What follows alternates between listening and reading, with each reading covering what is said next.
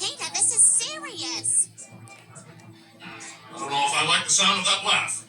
I knew I didn't like the sound of that laugh. Peter, this is unacceptable. What gives you the right to treat me like this? You've been treating me like crap for 20 years, Mr. Pewterschmidt, and now I'm the one in charge. Hang on a second.